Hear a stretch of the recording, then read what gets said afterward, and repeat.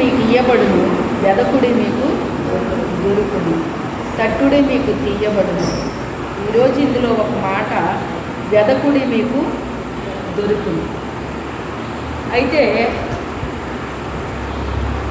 మనమందరం కూడా రకరకాల వాటిని వెతుకుతూ ఉంటామండి. ఉదయం లేచిన దగ్గర నుంచి రాత్రి పడుకునేంతవరకు ఏం చేస్తాం?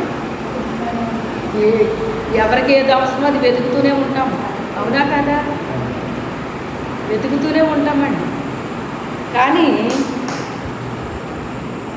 కొన్ని అవసరమైనవి ఉంటాయి, కొన్ని అనవసరమైనవి ఉంటాయి. ఏముంటాయి? కొన్ని అవసరమైనవి ఉంటాయండి, కొన్ని అనవసరమైనవి ఉంటాయి. అవసరమైనవి వెతుకుతారు, అనవసరమైనవి వెతుకుతారు, రెండు వెతుకుతారు కదా. ఇప్పుడు చూడండి, ఏదో ఊర్లోనంట బంగారం దొరుకుతుంది అంటున్నారండి. కరెంట్ వచ్చిందండి, ఇది ఎయ్యండి కూర్చో.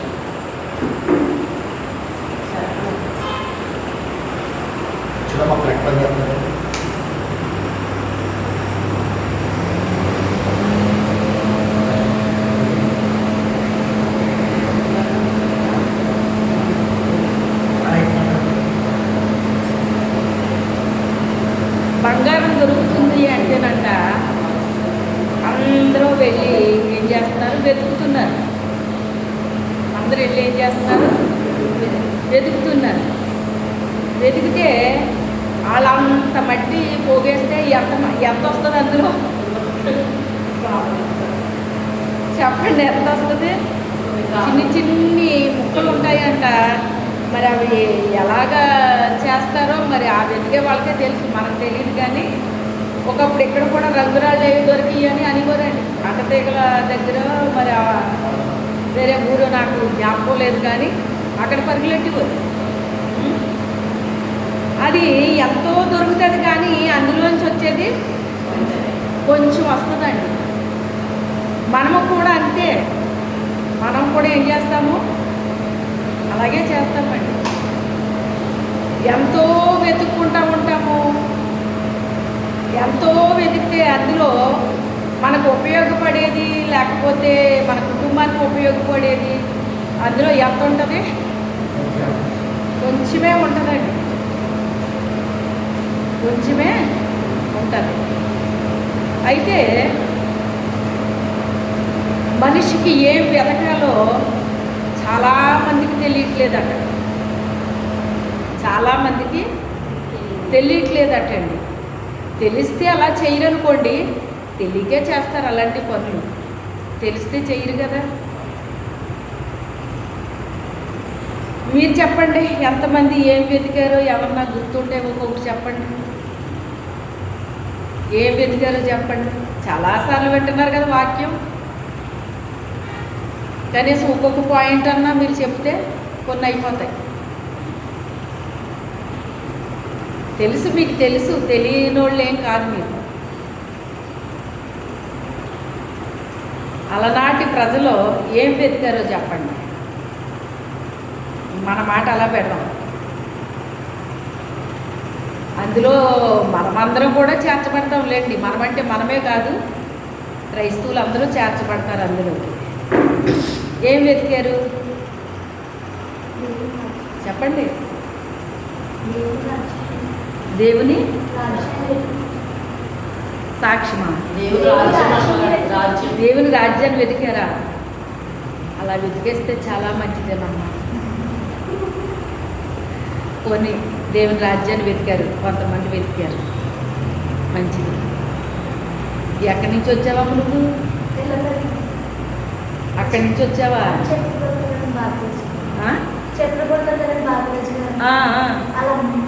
వాళ్ళ అమ్మాయివా? ఆ బాబు ఎక్కడి నుంచి వచ్చాడు? అవునా?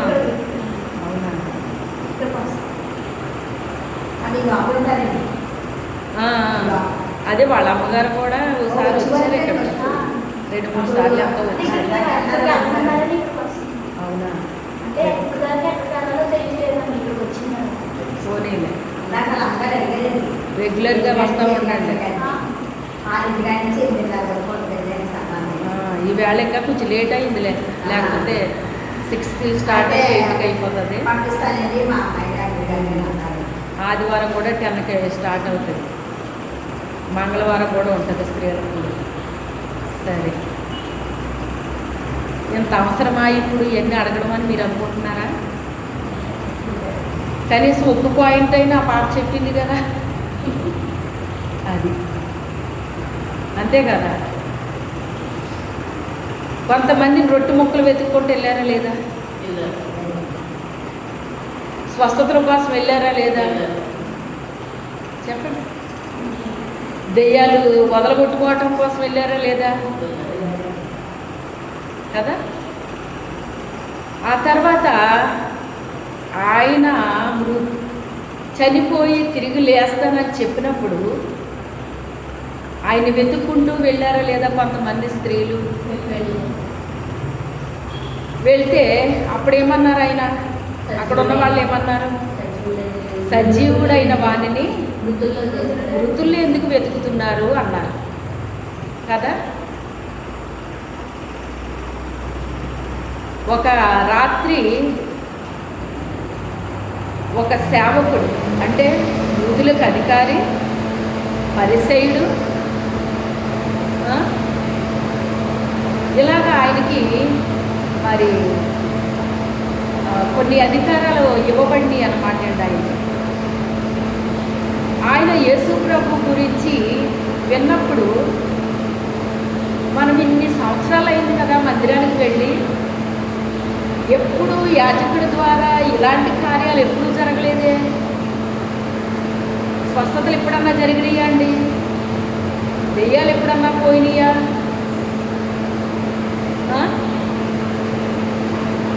ఇలాగా రొట్టెలు ఆశీర్వాదించబడటం ఎప్పుడన్నా చూసారా?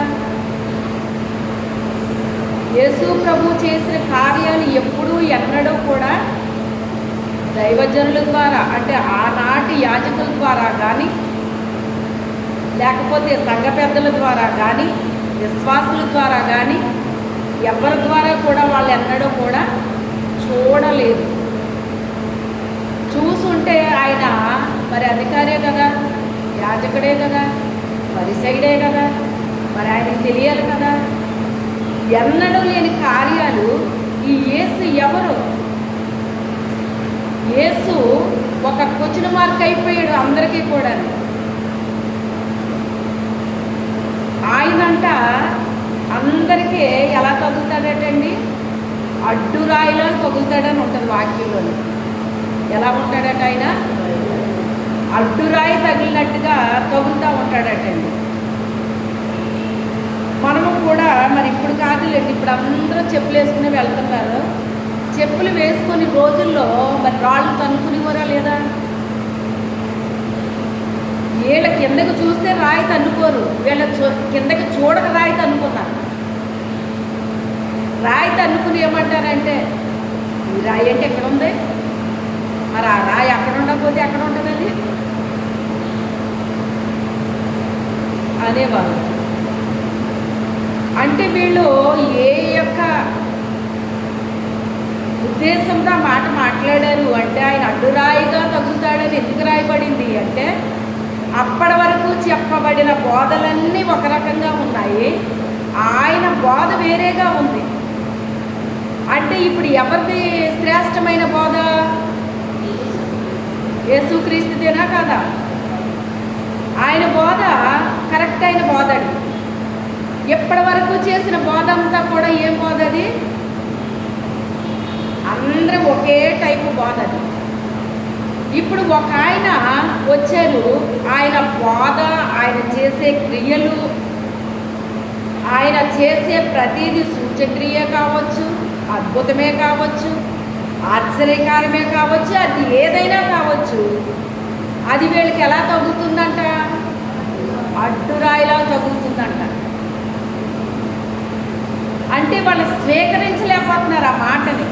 ఏం చేయలేకపోతున్నారు? స్వీకరించలేకపోతున్నారండి. అయితే ఈ యొక్క దైవజనుడు, ఈ యొక్క అధికారి అసలు ఏంటి, ఈయన నిజంగా దేవుని కుమారుడా కాదా తెలుసుకుందాము అని చాలా ఆశతో వచ్చాడు ఆయన దగ్గరికి. ఎప్పుడు వచ్చాడంట? ఎప్పుడు వచ్చాడండి? అసలు వచ్చిన వ్యక్తి ఎవరు? ఆ? గట్టిగా చెప్పండి. నీకోదేమో. పగలొచ్చాడు ఆయన? ఏ రాత్రి ఎందుకు వచ్చాడు ఆయన? ఈయనే యాజకుడు కదా, ఈయన యాజకుడు అయ్యుండి ఈయన యేసుక్రీస్తు దగ్గరికి వెళ్ళాడు ఏంటి? మరి వాళ్ళందరూ ఒకటే బ్యాచ్ కదా. ఆ బ్యాచ్లో నుంచి ఈయన విడిపోయాడు అంటే మరి ఇప్పుడు ఇతన్ని ఎలా చూస్తారు వాళ్ళందరూనే? ఆ మాత్రం నీకు తెలియదా? నువ్వు ఎందుకు వెళ్ళావు అక్కడికి అని అడుగుతారు కదా. అందుకని ఆయన ఏం చేశాడంటేనంటే రాత్రి జాములో వచ్చాడంట. వచ్చి యేసు ప్రభుని అడిగాడు. ఆయన ఏమని అడిగాడు? నువ్వు నిజంగా దేవుని కుమారుడు అయితే మాతో చెప్పు. ఎంతకాలం మమ్మల్ని ఇలాగా సందేహానికి గురి చేస్తావు? నువ్వు ఒక ప్రశ్నగా కనబడుతున్నావు మాకు. నువ్వు నిజంగా దేవుని కుమారుడు అయితే చెప్పే. ఎందుకంటే దేవుని దగ్గర నుంచి వచ్చిన వ్యక్తి అయితే మాత్రమే ఈ కార్యాలు చేయగలడు, కానీ వేరే వ్యక్తి కార్యాలు చేయలేడు. వేరే వ్యక్తి ఈ కార్యాలు చేయలేడు. నువ్వు నిజంగా దేవుని దగ్గర నుంచి వచ్చిన దేవుని కుమారుడు అయితే నాతో చెప్పు. నువ్వు ఆయన దగ్గర నుంచి వచ్చావని నేను అనుకుంటున్నా, ఎందుకంటే నువ్వు చేసిన కార్యాలు బట్టి నాకు అలా అనిపిస్తుంది అని చెప్పి అన్నప్పుడు ఆయన అంటాడు కదా, ఒకడు నీటి మూలముగా ఆత్మ మూలముగా జన్మిస్తే తప్ప పరలోక రాజ్యంలో దేవుని రాజ్యంను చూడలేడు అని ఉంటుందండి. పరలోక రాజ్యంలో ప్రవేశించడం కాదు, కానీ దేవుని రాజ్యాన్ని చూడలేడు అంటాడు అన్నమాట. అప్పుడు వెంటనే అతను అంటాడు కదా, ఒక మారు తల్లి కడుపులో నుంచి వచ్చాక మళ్ళీ తల్లి కడుపులోకి వెళ్ళి మళ్ళీ రెండోసారి జన్మించాలా అని అడుగుతున్నాడు. అది కాదు, ఒకడు ఆత్మ మూలంగా జన్మించాలి, శరీర మూలంగా జన్మించాలి, రెండోది ఆత్మ మూలంగా జన్మించాలి, అప్పుడే దేవుని రాజ్యాన్ని చూడగలుగుతాడు అని చెప్పాడు అన్నమాట.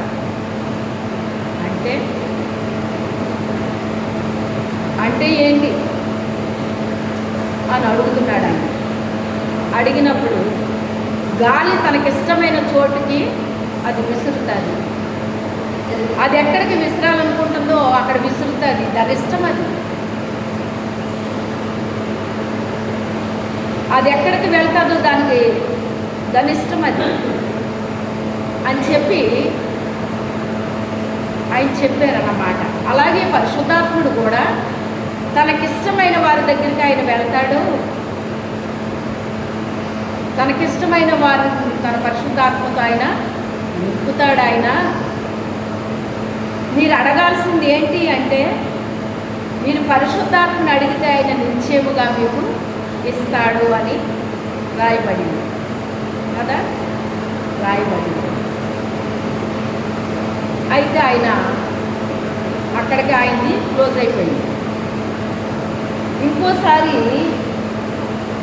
యేసు ప్రభు దగ్గరికి స్వస్థతల కోసం, దయ్యాలు వెళ్ళగొట్టుకోవడం కోసం, ఇలాగ అనేక రకాల వాటి కొరకు ఆయన దగ్గరికి వచ్చారండి. వచ్చినప్పుడు అందరితో పాటు ఒక అతను వచ్చాడట. అతను ఏం చేస్తున్నాడంటే వాళ్ళందరినీ గమనిస్తున్నాడండి. అతను ఏం చేస్తున్నాడు? అందరినీ గమనిస్తున్నాడు. గమనించి ఏంటి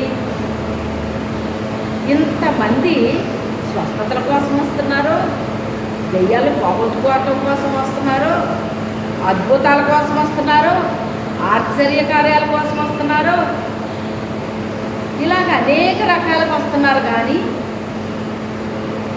రక్షణ కావాలని రావట్లేదు ఏంటి? ఎవరోని వస్తున్నారు కానీ చాలా తక్కువ మంది వస్తున్నారేంటి అని అనుకోవటమే కాదు, దేవుడిని అడిగేశాడు. అసలు అనుకున్నాడో ఆ తర్వాత వాళ్ళు వెళ్ళిపోయి ఉంటారు, బహుశా పొద్దుకుని వెళ్ళిపోయి ఉంటారు. వెళ్ళిపోయిన తర్వాత ఆయన అడిగాడట, ప్రభువా ఇన్ని రకాల వాళ్ళు మీ దగ్గరికి వచ్చారు కదా, రక్షణ పొందువారు కొద్దిమందేనా అంటే, ప్రభువా నాకు రక్షణ కావాలి అని వచ్చిన వాళ్ళు కొద్దిమందేనా అని చెప్పేసి అడుగుతాడనమాట. అడిగితే ఆయన అంటాడు కదా,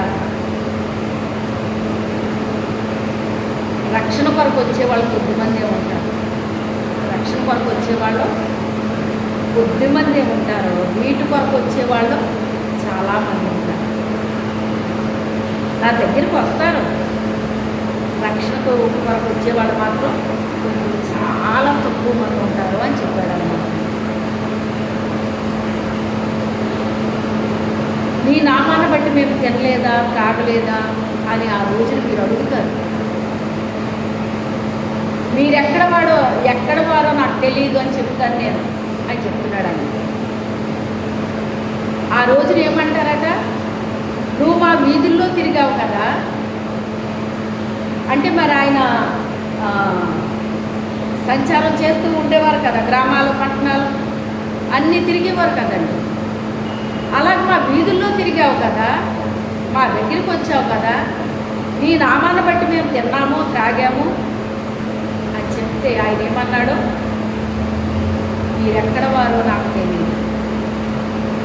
ఇక్కడ తింటము తాగటము ఏంటి అని నేను ఆ వాక్యాన్ని చదువుతున్నప్పుడు పరిశుద్ధాత్మదేవుడి సహాయితే నేను తీసుకుంటాను ఎక్కువ.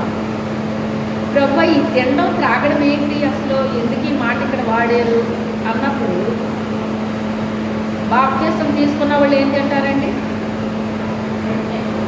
రొట్టె తింటారు, ఎల్లుండి మనకు అదే కదా.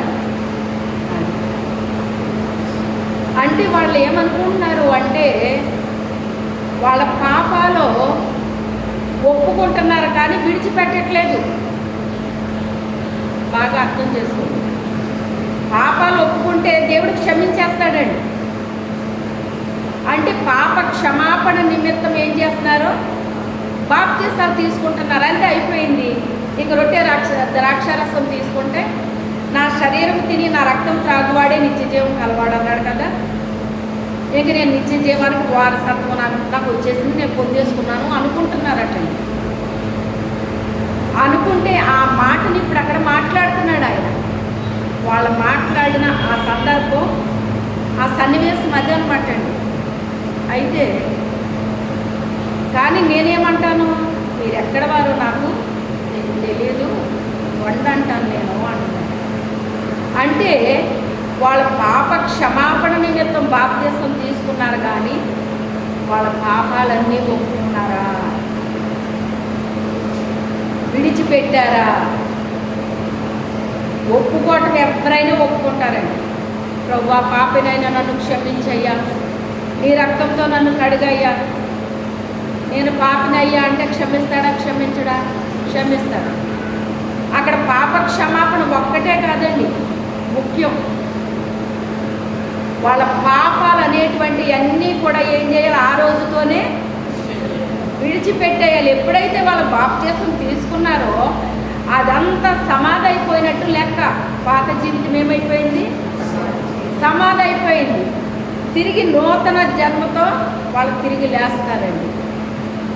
ఎప్పుడైతే పునర్జన్మ సంబంధమైన స్నానము ద్వారా పరిశుద్ధాత్మ దేవుడు వాళ్ళకి ఏం కలుగు చేశాడట, నూతనమైన స్వభావాన్ని కలుగు చేశాడు.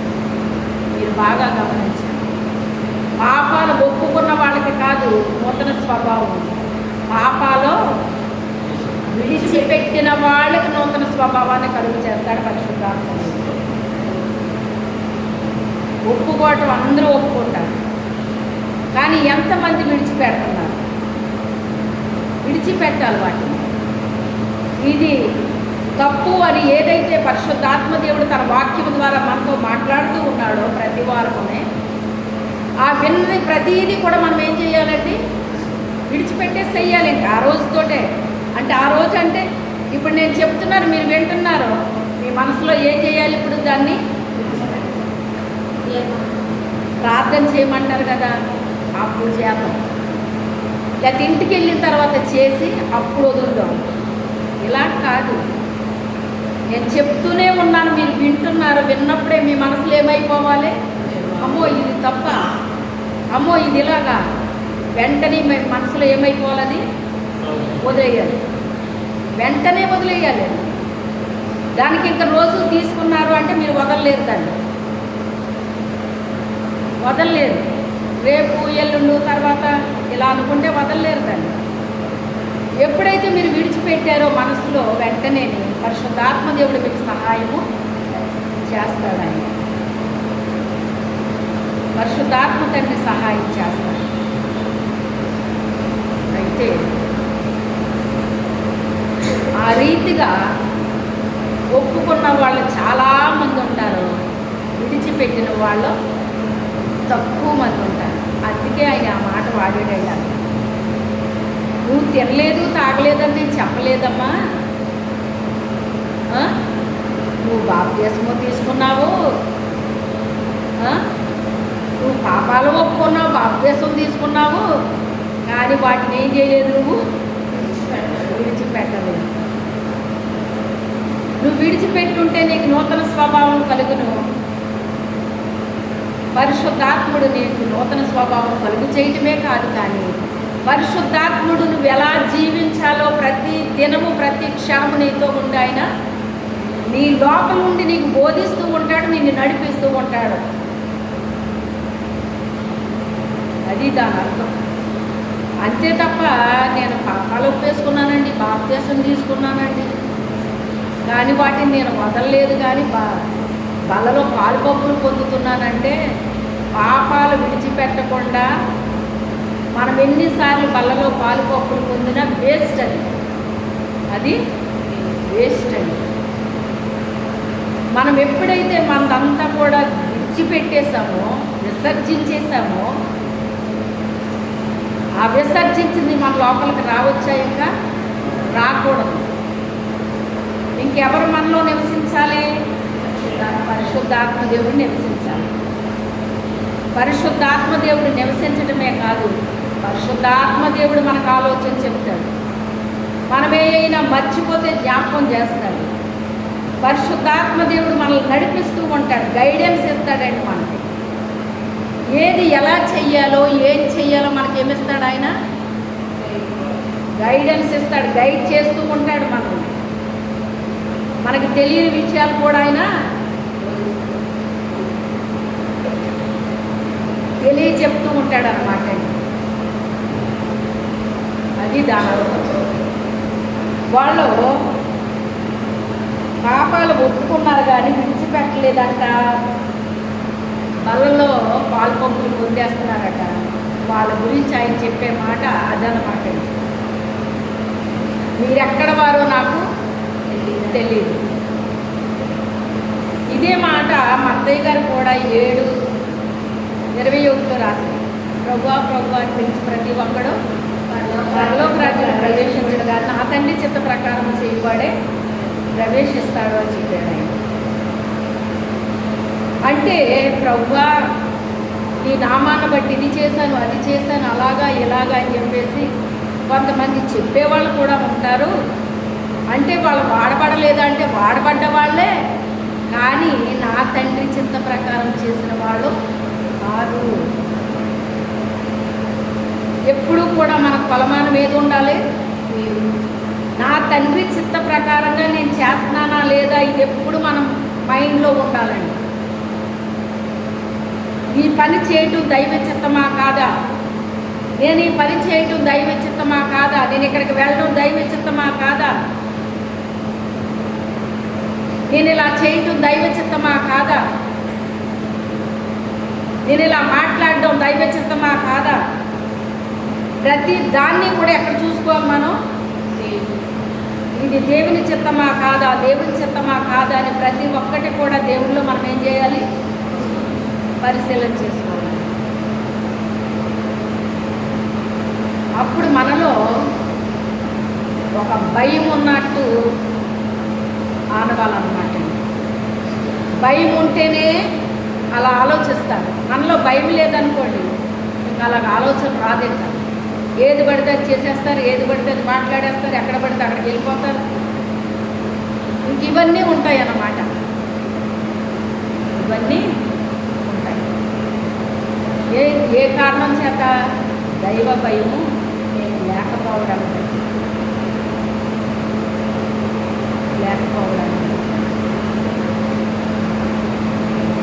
మీరు బాగానే వెతుకుతున్నారు వచ్చి, కానీ ఆయన సజీవుడైన వాణిని మీరు మృతుల్లో ఎందుకు వెతుకుతున్నారు? అక్కడ ఎందుకు ఉంటాడు ఆయన? జీవము లేని వ్యక్తుల దగ్గరికి వెళ్ళి అక్కడ దేవుడు ఉన్నాడని వెతికితే ఉంటాడండి ఆయన అక్కడ? తప్పిపోయిన కుమారుడు ఆ పందుల కాపరి దగ్గరికి వెళ్ళాడండి. ఆ కాపరికి ఏమైనా జీవం ఉందా? జీవం లేని కాపరి దగ్గరికి వెళ్ళి జీవము కలిగిన దేవుడు ఇక్కడ ఉన్నాడు అనుకుంటే ఉంటాడు ఆయన అక్కడ? ఆ జీవము లేని కాపరి దగ్గర ఏమున్నాయి? పందులు ఉన్నాయి. ఏమున్నాయి? పందులు ఉన్నాయి. పందులు ఏం తింటాయి? వాతలు తింటాయి. చాలా ఇష్టం వాటి. అంటే దీని అర్థం ఏంటి అంటే, జీవము లేని కాపరి దగ్గర ఉండే పందులు ఉంటాయి. వాటికి మనసు అవసరం లేదు, ఏది అవసరం లేదు. రోత మాటలంటే చాలా ఇష్టం వాటి.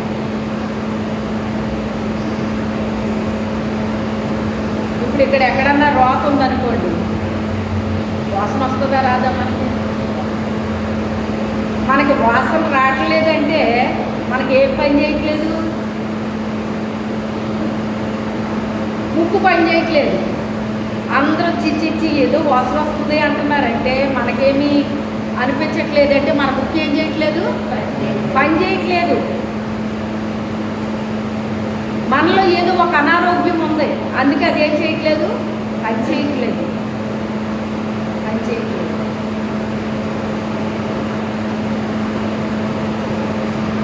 చూడండి, ఆ మృతుల్లో మీరు ఎందుకు వెతుకుతున్నారు? ఆయన మృతుల్లో ఎందుకు ఉంటాడు? ఆయన చచ్చిన వారి దగ్గర ఎందుకు ఉంటాడు? ఆయన ఈ తప్పిపోయిన కుమారుడు జీవం ఉందా లేదా అతనిలోని? ఉన్నది. జీవం ఉన్నది కనుకే అతనికి ఏమొచ్చింది? ఆలోచన వచ్చింది. చిచ్చి నేనేంటి పందుల దగ్గరికి రావడం ఏంటి అని తన తండ్రిని ఏం చేశాడు? అతను గుర్తు చేసుకున్నాడు. గుర్తు చేసుకుని మరలా దేవుడి దగ్గరికి వచ్చేసాడు. తండ్రి అంటే ఎవరండి? కొంతమంది అనుకోని పరిస్థితుల్లో దేవుడికి దూరం అయిపోతూ ఉంటారు. దూరం అయిపోయి మరలా దేవునితో సంబంధం ఉన్నటప్పుడు, సహవాసం ఉన్నటప్పుడు, సంఘానికి సంబంధించిన ప్రతి దాంట్లో కూడా మనం అటెండ్ అవ్వాలటండి. ఎంత తరచుగా మనం కూడుకుంటామో, అటెండ్ అవుతామో అంతగా దేవునికి మనం ఎలా ఉంటామంట?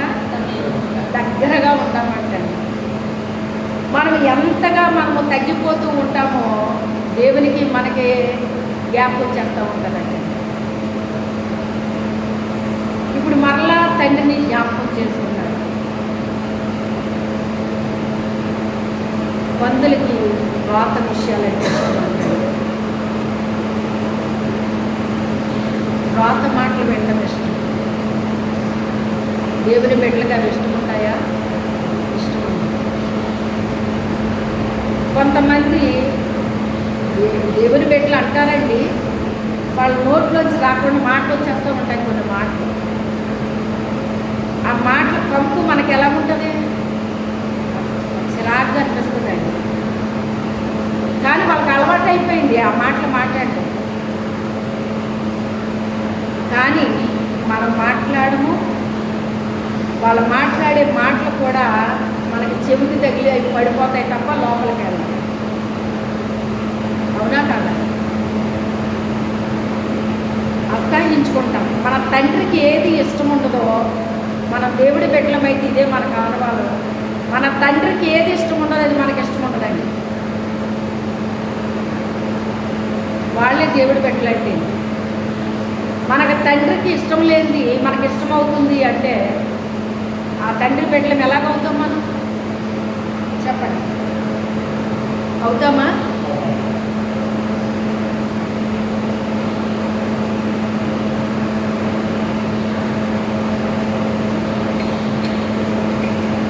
దేవుని బిడ్డలంటే దేవుని యొక్క స్వభావం కలిగి ఉండాలండి. ఎలా ఉండాలి? దేవుని యొక్క స్వభావాన్ని మనము ధరించుకోవాలి, క్రీస్తుని ధరించుకోవాలి. మీరు అంటారు బాప్తిసం తీసుకోవడం అంటే ఏంటంట? క్రీస్తుని ధరించుకోవడం అంటే ఆయన ధరించుకోవాలి. వెతుక్కుంటా వెళ్ళారు కానీ ఆయన అక్కడ కనుగొనలేదు. కానీ మొత్తం మీద చివరికే వాళ్ళు నన్ను వెతుకుతున్నారు కనుక నేనే వాళ్ళకి ప్రత్యక్షమవుతానని ఆయన ఏం చేశాడు? ప్రత్యక్షమయ్యాడు. దొరికాడా లేదా? వెతికితేనే దొరికాడు. పరిశుద్ధాత్మను అడిగితే మీకు నిశ్చయముగా నేను ఇస్తానన్నాను. ఇచ్చాడా లేదా?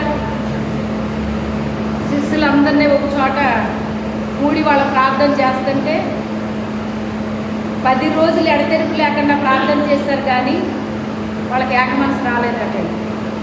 12వ వ్యక్తి కూడా వాళ్ళతో పోడలేదు. కానీ 10 రోజులు ప్రార్థన చేశారు, అయినా వాళ్ళ మీదకి పరిశుద్ధాత్మ దిగలేదు. 12వ శిష్యుడి కోసం చీట్లు వేస్తే మత్తి అనే అతని పేరు మీద వచ్చిన చీట్లు. అప్పుడు అతన్ని ఏం చేశారు? వాళ్ళు 12వ శిష్యుడిగా చేర్చుకున్నారు. పెంతుకొస్తని పండుగ దినం వచ్చినప్పుడు అకస్మాత్తుగా వారు కూడి ఉన్న ఇల్లంతా బలమైన వేగముగా వీచు గాలిలాగా వచ్చేసి ఆ ఇల్లంతా కమ్మేసి అగ్ని జ్వాలలలాగా వచ్చి ఒక్కొక్కరి మీద రాలగా వాళ్ళ అన్య భాషలతో మాట్లాడసాగిరి అన్నారు. మాకు పరిశుద్ధాత్మ కావాలి అని వాళ్ళు ప్రార్థన చేశారా లేదా?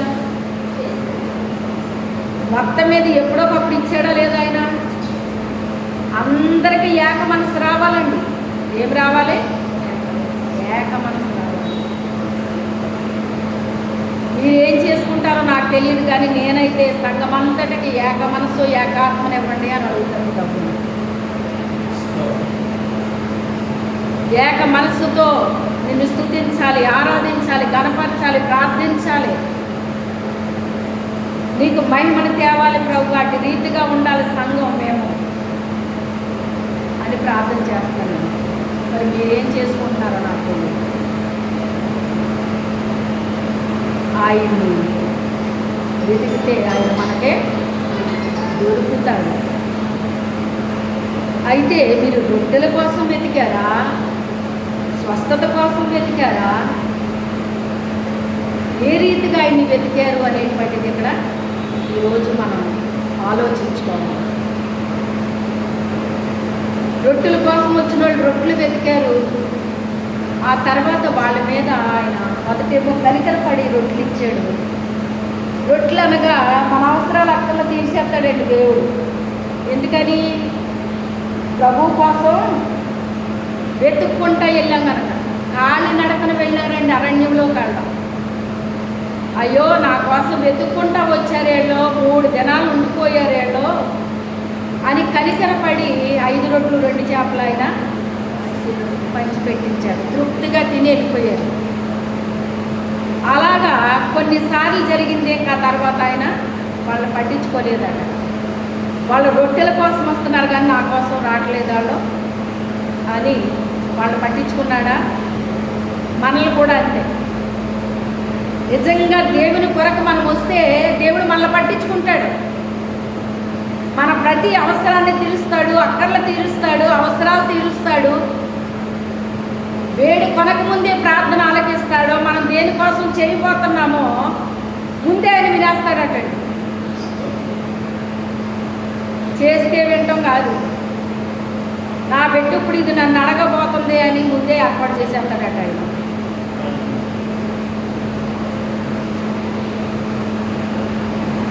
అలాగే స్వస్థల కోసం వచ్చిన వాళ్ళు అవి పొందుకుని వాళ్ళు వెళ్ళిపోయారు. రక్షణ కోసం వచ్చిన వాళ్ళు మాత్రం దేవుడి దగ్గర ఉండిపోతారు. అవసరాల అక్కర్ల కోసం వచ్చిన వాళ్ళు ఉండొచ్చు ఉండకపోవచ్చు మనం చెప్పలేం, కానీ భూదిగంతపు నివాసులారా నా వైపు చూసి రక్షణ పొందుడు దేవుడు నేనే, మరి ఏ దేవుడు లేడు అన్నాడు. నా వైపు చూసి రక్షణ పొందు. తండ్రి ఆకర్షిస్తే తప్ప ఎవడు ఆయన దగ్గరికి రాడు అన్నాడు. అలాగా ఆయన దగ్గరికి మనం ఏ ఉద్దేశంతో రావాలంట? మనకి స్వస్థత అవసరమైతే తప్పకుండా ఇస్తాడు ఆయన, ఏది అవసరమైతే తప్పకుండా ఇస్తాడు ఆయన. కానీ ఎవరి కోసం రావాలి మనం? మన తండ్రి కొరకు రావాలి మనం. నేను ఎప్పుడూ చెప్తాను, ఇది తండ్రి ఇల్లు. ఎవరి ఇల్లు ఇది? మన తండ్రి ఇల్లు ఇది. మన తండ్రి ఇంటికి మన తండ్రిని కలుసుకోవడానికి రావాలి మనం. ఆయన్ని స్తుతించడానికి రావాలి, ఆయన్ని ఆరాధించడానికి రావాలి, ఆయన్ని గణపరచడానికి రావాలి, ఆయన మహిమపరచడానికి రావాలి, ఆయన సన్నిధిలో ప్రార్థించడానికి రావాలి, ఆయన కొరకు సాక్ష్యం ఇవ్వడానికి రావాలి. చాలా రకాలు ఉన్నాయి ఆయన కోసం మనం చేసే పనులు. ఆయన మందిరాన్ని క్లీన్ చేయడానికి రావాలి.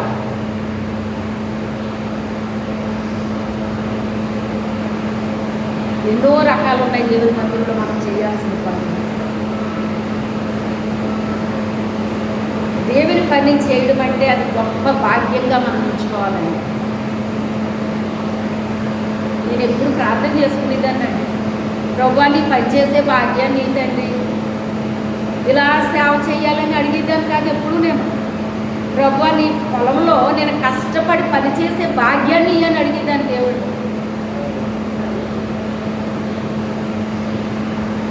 అసలు మనకు నచ్చలేదు కదా.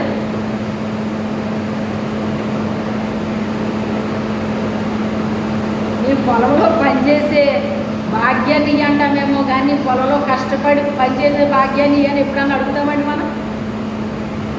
మనకు నచ్చిందే కష్టపడతాం, అవునా కాదా? సుఖమే కావాలి.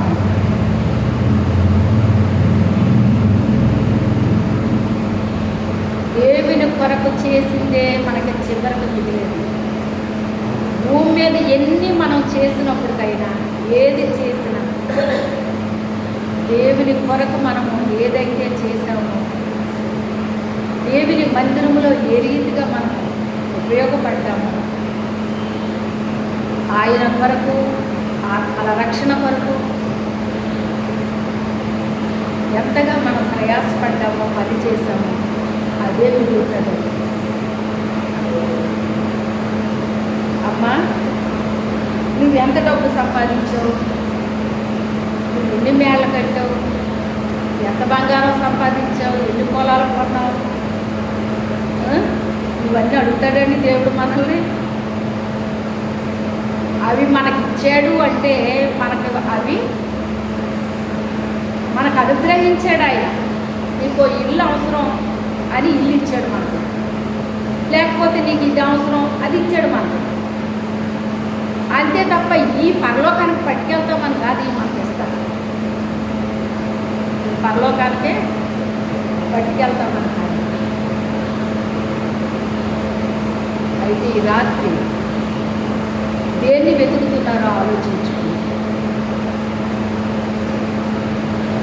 ఆయన మాత్రమే మనం వెతికితే ఆయన మహిమైశ్వర్యాన్ని బట్టి మన ప్రతి అవసరాలకు వచ్చిన మనం అడిగినా అడగకపోయినా తీర్చేస్తాడు ఆయన. ప్రార్థన చేద్దాం. మాత్రం ప్రేరేపించబడిన వారు ఒకరు ప్రార్థన చేయండి.